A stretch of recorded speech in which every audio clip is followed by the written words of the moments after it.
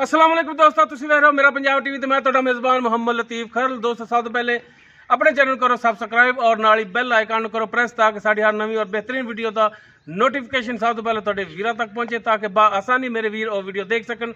सब तो पहले दोस्तों रोजाना तराज भी तुहाडा वीर तुहाडे वास्ते माशाअल्लाह नीली दा अनमोल तोहफा शाहकार जानवर जिहड़ा उस दी वीडियो लैके हाजिर होए हैं। पहला सुबह सुई चोटी और माशाअल्लाह कद काठ वाली दाना नीली का लभ के लियाए वीरां वास्ते। जानवर दी तसलियां करावांगे, बाकी जिहड़ियां गल्लां होणगियां ओह करांगे मालकां नाल, गारंटियां तसलियां लांगे मालकां तो। लोकेशन साडी जिहड़ी हैगी तहसील आरिफवाला, जिला पाकपानी शरीफ आरिफवाला, तकरीबन 20 तो 22 किलोमीटर के फासले ते खड़े हैं। जानवर दिखाने आ तो जनाब कराओ तसलियां जानवर दियां जी। दोस्तों मुकम्मल चोटी का कद वीरां दे सामने, नस्ल जात का वीर खुद भी अंदाजा ला सकते हैं।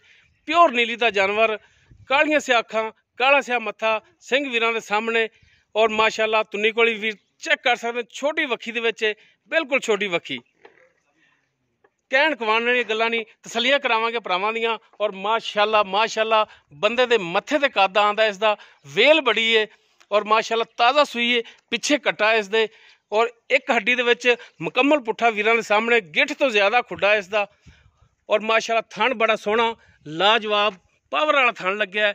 विरला वीरां दे सामने ने माशाअल्लाह, गिठ गिठ दियां विरलां भरावां दी करावांगे तसलियां, लेने देने मुकद्दर।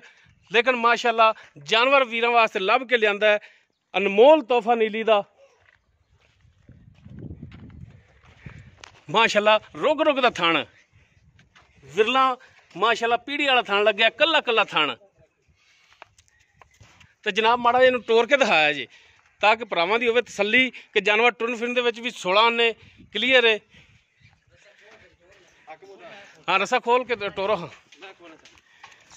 लो जी, ए पिछे कट्टा तो और माशाअल्लाह कट्टा भी इवें लगता जिवें 20 दिनों का, लेकिन ताज़ा सूई, जेर हाली नहीं पाई, नाड़वा भी गिला है कट्टे का। माशाअल्लाह कद काठ वाला कट्टा दिता है और इंशाअल्लाह बहुत अच्छा नीली का ब्रीडर बनेगा। लो जी माशाअल्लाह बड़ा सोहना थान, गोल थान, कल्ला कल्ला। बाकी टुरन फिरन वीरां दे भरावां दे सामने, भरावां ने कर लेनी तसल्ली।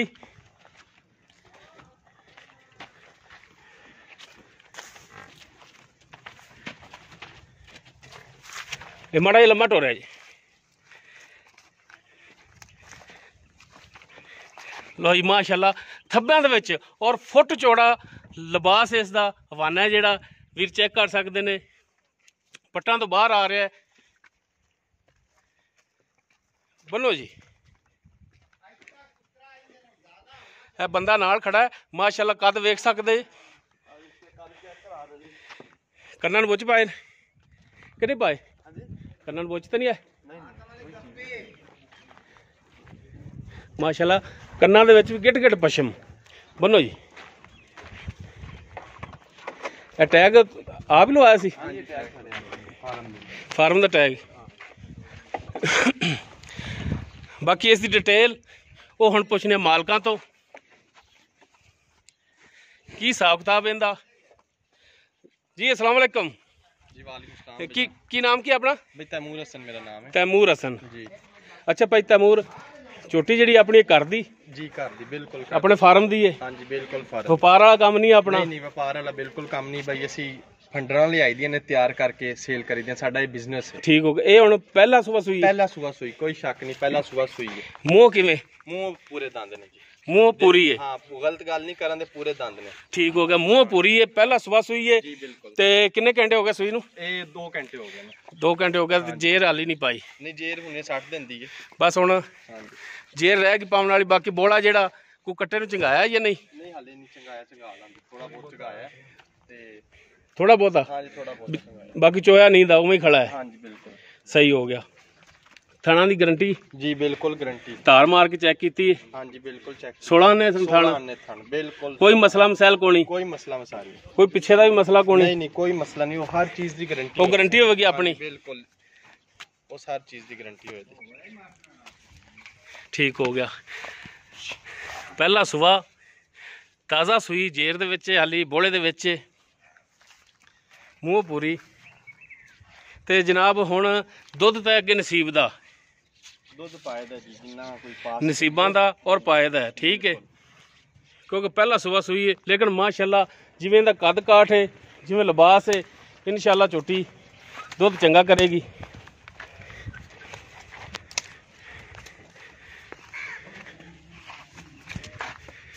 ਅੱਛਾ ਹੁਣ ਜਨਾਬ ਤੈਮੂਰ ਭਾਈ ਜੀ ਬਈ ਜਾਨ ਇਹਦਾ ਪਿਆਰ ਮੁਹੱਬਤ ਵਾਲਾ ਜਾਇਜ਼ ਜਿਹੜਾ ਰੇਟ ਹੈ ਜੀ ਬਈ ਉਹ ਵੀ ਮਾੜਾ ਜਿਹਾ ਵੀਰਾਂ ਦੇ ਗੋਸ਼ ਗਵਾਰ ਕਰੋ।